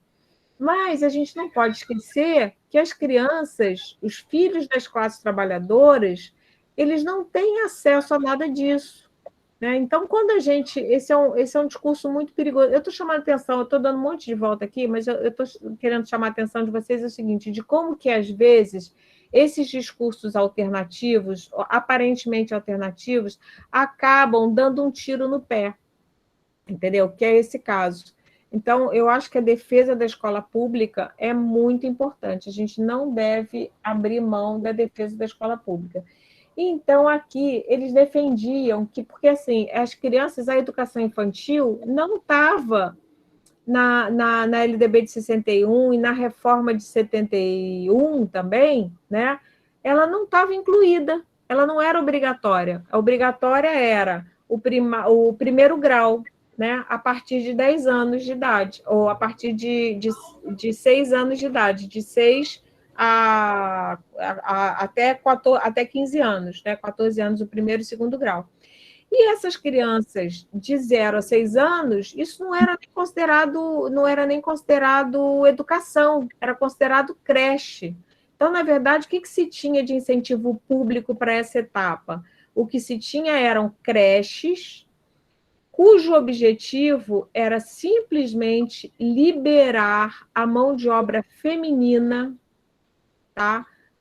Como força de trabalho para o mundo capitalista. Então, eu preciso liberar a mulher para trabalhar. Vocês sabem que a gente vai comemorar daqui a pouco o Dia Internacional da Mulher, né? Mas a luta feminista pelo trabalho, vocês sabem que também foi um tiro no pé, né? Porque, assim, na verdade, a gente vai ganhando espaço, as mulheres foram ganhando espaço no mercado de trabalho por conta da guerra, porque os homens não podiam trabalhar, né? Então, enfim, a gente foi perdendo várias coisas também.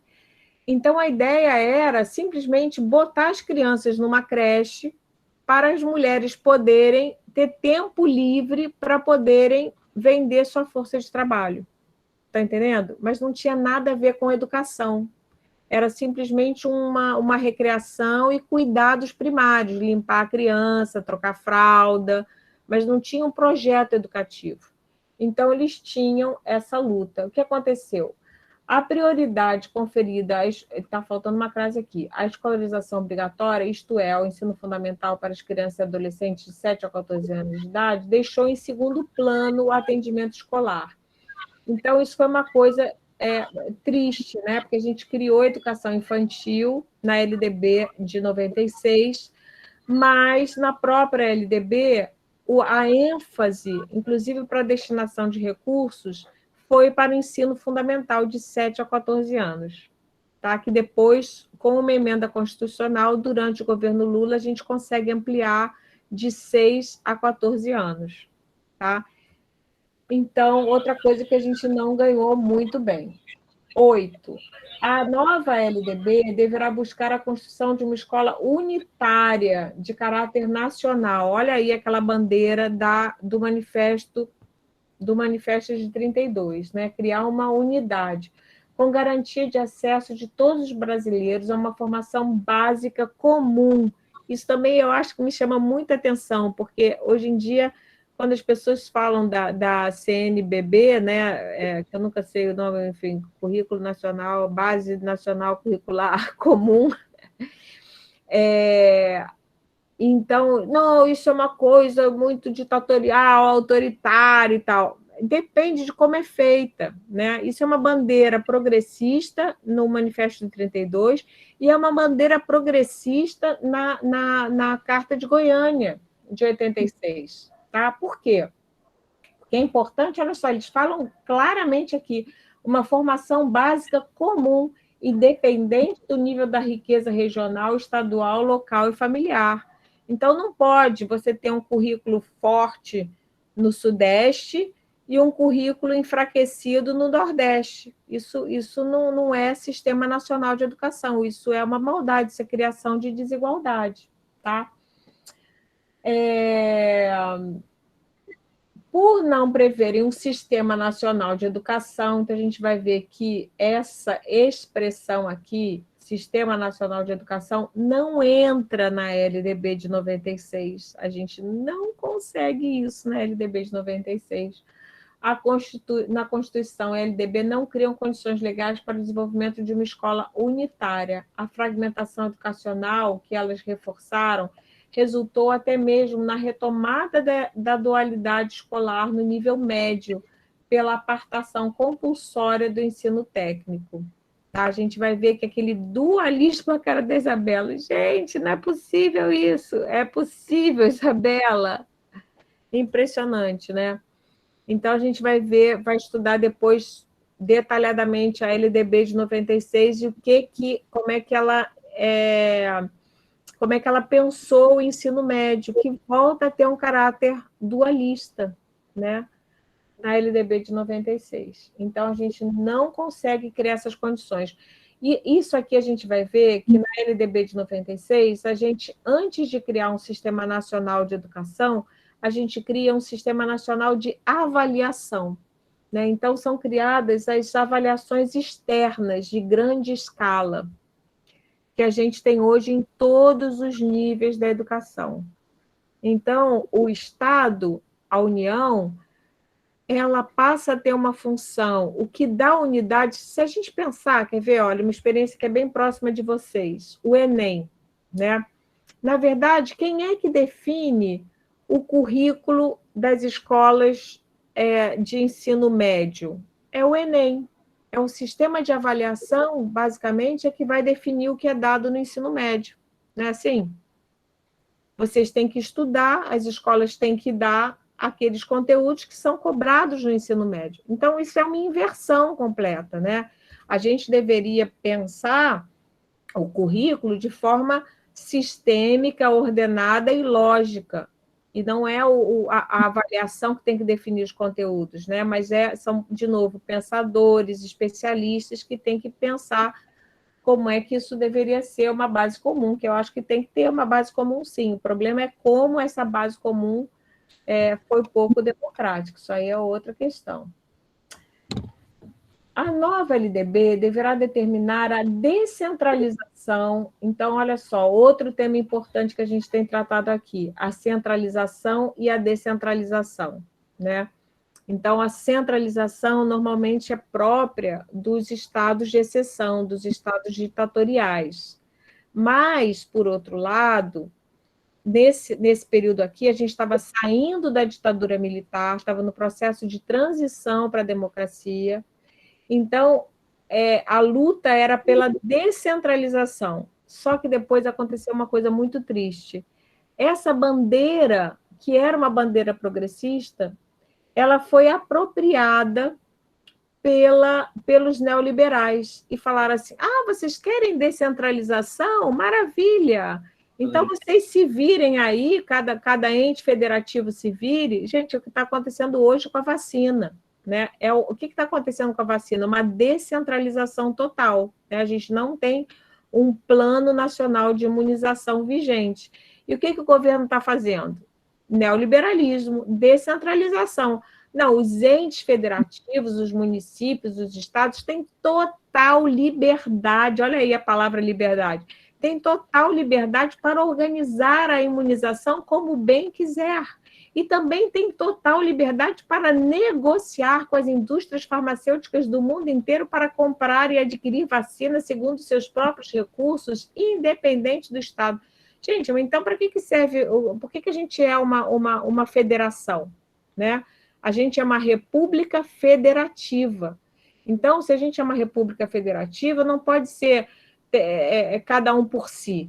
Né? Tem que ter uma unidade. Esse é um princípio básico da federação. Né? Isso é um absurdo total, porque o que vai acontecer? São Paulo, que tem mais recursos, vai conseguir, como já conseguiu, né? A vacina mais rápido. Então, assim, aí o Dória vira o herói nacional. Né? mas é um estado que concentra maior renda. A gente tem uma desigualdade tributária muito grande no Brasil, né? Então, é injusto, né? E aí a gente tem Manaus, que fica aquela miséria total, aquela crise sanitária total, porque tem menos recursos, se organizou pior, né? Então, não pode deixar cada ente federativo a sua própria sorte, né? A União, que é o ente federativo mais capaz, mais potente, que tem que orquestrar as coisas, né? Enfim, a nova LDB deverá determinar a descentralização administrativa dos sistemas educacionais, pois o caráter unitário da escola só adquire pleno sentido a nível local, onde o número comum do currículo articula-se com o contexto específico de cada escola. Então, aquela mesma ideia da unidade contra a uniformidade, né? Então, dá liberdade para cada um se virar. Vamos ver o que aconteceu. A descentralização das instituições educacionais foi a teoria da LDB em termos financeiros, administrativos e pedagógicos. Como contrapartida das medidas descentralizadoras, mostrou-se um sistema de avaliação do ensino fundamental. Então, o que eles fizeram?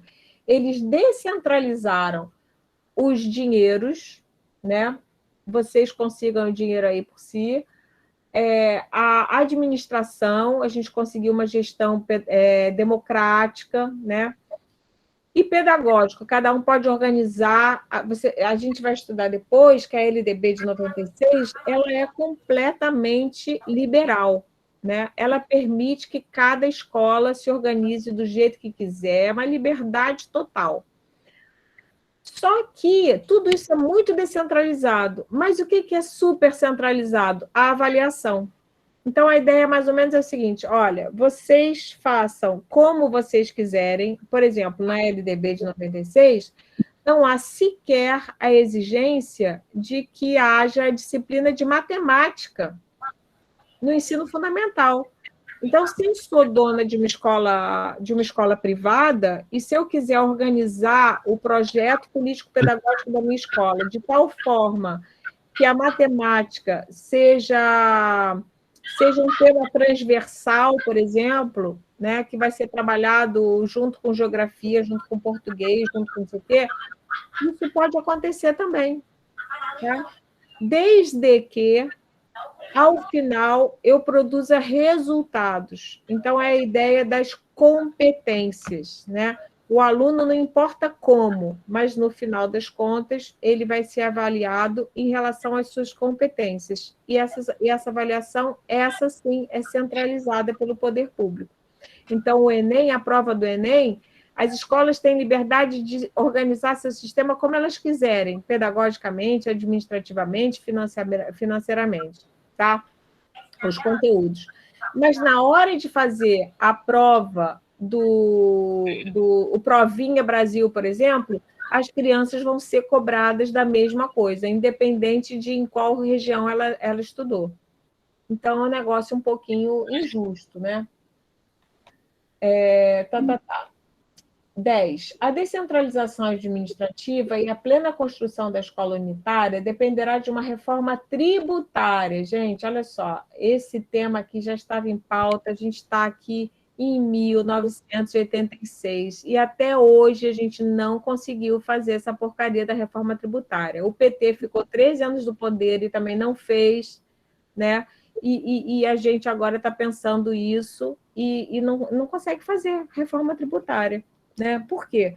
O que acontece na reforma? Por que é importante fazer reforma tributária? Porque a gente tem uma desigualdade tributária muito grande no país. Tem muita desigualdade regional. Se você olhar os índices de analfabetismo, de evasão escolar, o fluxo escolar, retenção, em diferentes estados e regiões do Brasil, há uma diferença brutal, tá? Então, isso acontece por quê? Porque uns são muito mais pobres do que outros. Então, se a gente não fizer essa reforma tributária, não dá para a gente criar um sistema único de educação, né? De modo que possa assumir... Uma emenda constitucional de 88, 8 anos depois de sua promulgação, abriu caminho para a lei tal, de dezembro de 1996, que institui o Fundef, tá? Que a gente vai estudar detalhadamente. Tá? O Fundef, então, ele é um fundo que vai tentar, como a gente vai ver, né? Ele vai tentar criar essa equalização em relação a recursos financeiros para, de alguma forma, superar esse problema da desigualdade tributária regional. Tá? Mas a gente vai ver que não vai funcionar. Tá? Esse Fundef é que dá origem ao Fundeb, no governo do Lula, e depois vai dar origem agora ao novo Fundeb no governo do Bolsonaro. Todos esses fundos, eles são bastante ruins para a educação. A gente vai ver por quê. Tá? Porque, assim, só para adiantar um pouquinho o tema, esses fundos, eles são uma subvinculação da vinculação constitucional. Eles criam um tanto de porcento que é para a educação fundamental, depois um tanto por cento, 60% para a educação básica, e criam um fundo comum nacional, estadual, que vai ser redistribuído para os municípios daquele mesmo estado. Eu vou explicar isso bem direitinho depois para vocês. 11. A nova LDB deverá estabelecer caminhos para a democratização da gestão do ensino público, tanto a nível de estabelecimento quanto a nível de sistema, tá? Evitando a perpetuação de grupos ou partidos políticos. Gente, lembrando que durante a ditadura militar, os diretores de escola eram nomeados. Eram nomeações políticas, tá? A gente não tinha... Douglas, acho que você está com o microfone aberto aí, está fazendo barulhinhos. Se você puder desligar. Ele não está ligado, não. Então, o que a gente conseguiu? A prática da escolha de diretores de escolas públicas, pelo voto de professores, funcionários, pais e alunos, não foi incorporada pela LDB. A lei limitou muito o princípio constitucional da gestão democrática, tá? Mas ela restringiu esse princípio apenas à participação dos profissionais de educação na elaboração do projeto pedagógico da escola e na participação das comunidades escolar e local em conselhos escolares. Então, a gente conseguiu avançar um pouco, mas não conseguiu tudo. Número 12. Condição necessária, embora não suficiente, da expansão e melhoria da qualidade de ensino público em todos os níveis é a valorização do magistério, que atua nos 3 graus de ensino. Né? Na época, a gente tinha 1º, 2º e 3º grau. O ensino superior era chamado 3º grau, em 1986.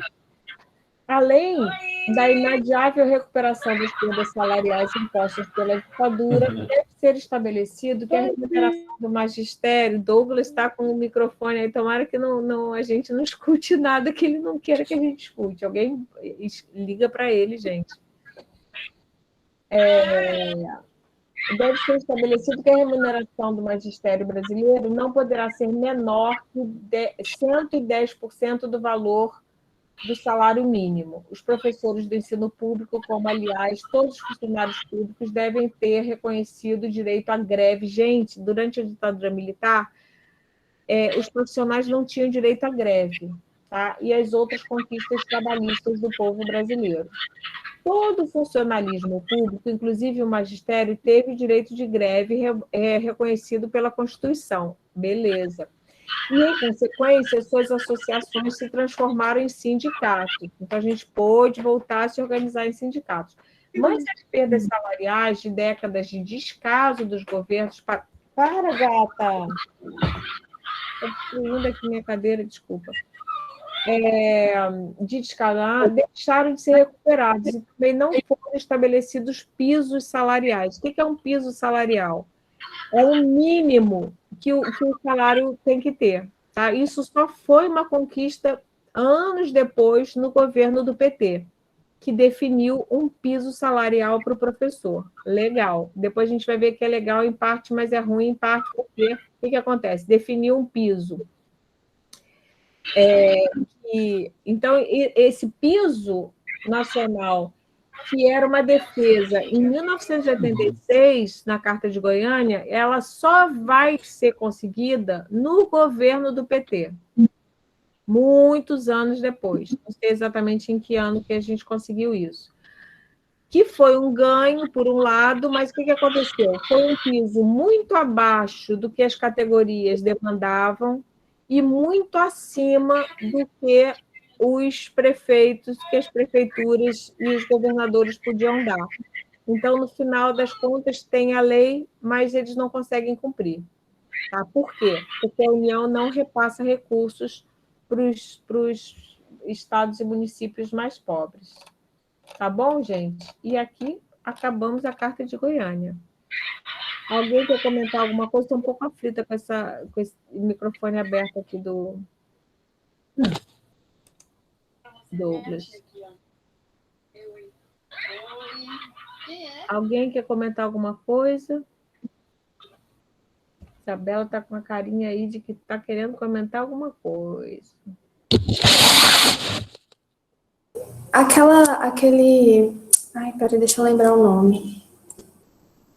O salário educação também funciona para as escolas privadas? Tipo, quando, por exemplo, a minha madrinha dá aula numa escola privada, aí a filha dela tem direito a estudar lá de graça. Não, isso não é salário educação. Salário educação é para as empresas.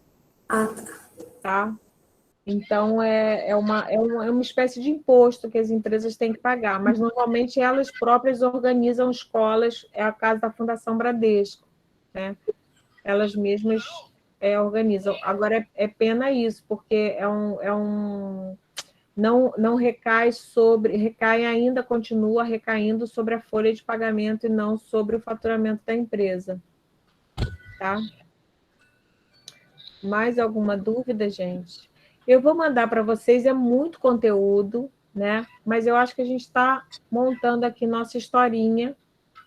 E aí a gente depois, o próximo passo vai ser a gente estudar a LDB de 96, entender o que aconteceu na LDB de 96, como é que ela se organiza, e aí a gente vai ver como é que esse primeiro e segundo grau vão mudar, né, para ensino fundamental, educação básica, quais são os direitos que foram ganhos, como é que é essa nova LDB, a gente vai se aprofundar bastante nela. Depois a gente vai estudar as políticas de fundos, as políticas de financiamento, essa coisa do Fundef, a gente vai estudar o Fundef, o Fundeb e o novo Fundeb. A gente vai passar pelo governo Fernando Henrique Cardoso, falando o que aconteceu, porque foram 2 gestões, né, 8 anos, e depois os 13 anos de PT, as mudanças que a gente conseguiu. E depois a gente fecha com a reforma do ensino médio e com as mudanças agora no governo Bolsonaro. Tá bom, gente? Muita matéria essa disciplina, né? Meio intenso. Uhum. Mas está dando para acompanhar, gente? Está indo legal? Aí, se vocês tiverem dúvida, deixa eu ver aqui. Acho que eu anotei mais alguma coisa aqui. O direito das famílias, eu falei. Tem outra coisa que é importante para falar para vocês. A coisa das disciplinas da ditadura, eu acho que eu me expliquei mal, ficou um pouco confuso. O que eles tornaram obrigatório? O ensino de moral e cívica, em todos os níveis. Tá? Então, você tinha esse ensino de moral e cívica, que era uma propaganda do governo militar, dos militares e tal. E tem não sei se vocês entenderam muito bem, eles criam o português passa a ser comunicação e expressão, né? A disciplina de geografia e de história é junta, tá? Então, eles fazem umas mudanças assim que atendem um pouco aos modismos da época também, pseudo-progressistas, mas, na realidade, acaba se caracterizando como uma precarização, né, dos conteúdos mesmo, né, especialmente de história, né? História era uma matéria assim, que misturava com geografia e acabava que a gente tinha uma formação muito precária em história, que interessava aos militares, né? Você não saber muito a história do país, era uma coisa bem ligeira, aligerada. Tá? Então, em termos de conteúdos, tem essas características, essa fusão das disciplinas, né? Uma certa precarização das disciplinas, aligeramento, né, dos conteúdos, a obrigação das disciplinas de moral e cívica, e a educação física, uma ênfase muito grande na educação física, que era obrigatória em todos os níveis, até no ensino superior, né? Um treinamento por conta dessa coisa disciplinar, da força física. Eles davam, por exemplo, bolsas para estudantes que tinham um bom desenvolvimento físico, né? Faziam competições, então eles tinham bolsas. Era muito incentivado, a educação física era muito incentivada. Outra coisa que eu queria chamar a atenção de vocês é a questão da gratuidade e da obrigatoriedade, para vocês lembrarem que isso vem junto, tá? Então, por exemplo, quando os militares dobram os anos de educação obrigatória, de 4 para 8 anos, parece uma coisa maravilhosa, positiva. De fato em termos quantitativos é legal. Mas isso não quer dizer que se efetive. Para isso se efetivar, é preciso que haja oferta de vagas nas instituições gratuitas, né? Porque você não pode obrigar as famílias a colocarem seus filhos na escola se não existe, se o poder público não oferece escola pública. Máximo 24 horas, tá ligado? Se não Tá? chegar hoje de Então manhã, é isso aí. Gente, vamos desligar para não expor aí o Douglas, que ele não sai do coisa, daqui a pouco a gente vai ouvir coisas que não interessam a gente. mandei uma mais pra alguém, E deixou esse telefone aí abandonado. pra eu poder estar Tá bom, gente? Mais alguma dúvida? conseguindo desconto, tá com a família. Tá tudo jóia? Então vamos parar por aqui? Tudo jóia, professora. Obrigado. Beleza. Bom fim de semana para todo mundo, galera. Para vocês também. Beijão. Tchau. Gente, para algumas pessoas que fez a compra e tal, querendo